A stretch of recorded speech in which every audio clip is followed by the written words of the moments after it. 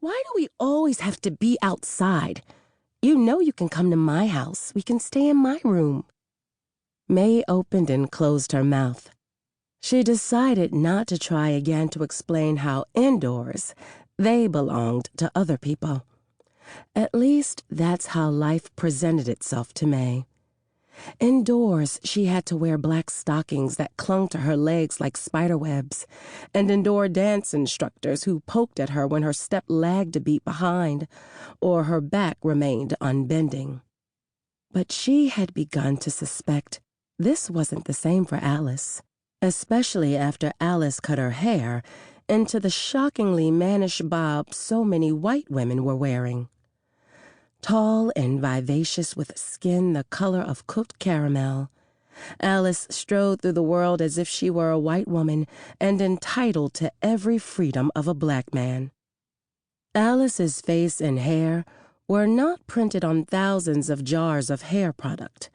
Alice could skip coming out for a full year just because she didn't feel like getting dressed for the debutante ball. She had also experienced men. Real men, not the bashful boy, gentleman callers, summoned by a mother and sitting chastely on a sofa. Mae knew for a fact Alice supped on the delights of Wayne Watts, one of the deacons at their Harlem church. Anthony Harris, owner of the Belle Fleur restaurant, and Nicholas King, the very sight of the well-muscled landlord, made women draw breath in anticipation of his body threatening to burst through his clothing at any moment. Mae would listen to Alice's exploits in admiration and naked jealousy. At 18, Alice was already her own woman, while Mae, at 20, doubted she ever would be. So instead, she just asked Alice, "Where have you been?" "I wasn't feeling too well after dinner. Had to make my mama believe I was fine, that it was just something I ate." Mae didn't ask why Alice wasn't feeling well. She didn't care. It only mattered that Alice had made her way to Mae there now, and the feeling of loneliness that often opened up and threatened to swallow Mae whole had closed again. "Come here," Mae whispered. "Lie down." The willow fronds cascaded down around them and shielded them from prying eyes. They pulled their gowns down and lay topless. Their rounded breasts shimmered with sweat and shone like new suns in the rising moonlight. "I heard my daddy playing jazz music in his room this afternoon," Alice said. Mae snorted. "Mama calls it devil music. My mama, too. Why do you think he was listening in his room? She won't allow it in the rest of the house. It sure felt good, though. I heard it coming through my bedroom window. And to think they get to hear music like that in Paris all day long." Mae nodded.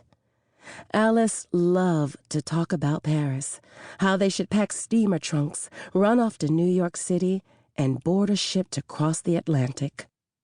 A few weeks ago, Alice had jumped on top of Mae's bed and held a towel around her naked butt and waist like a sinfully short skirt. "Can you imagine us in Paris, Mae?" She shook her rear in a shivering shimmy. "We would be queens. Josephine Baker would have nothing on us." Mae had pulled a chair over, put her feet up on the bed, and applauded and crowed at Alice's dance. "Oh, yeah, show me some sugar." Alice had squatted low and let her plump, bare breasts bounce against her chest.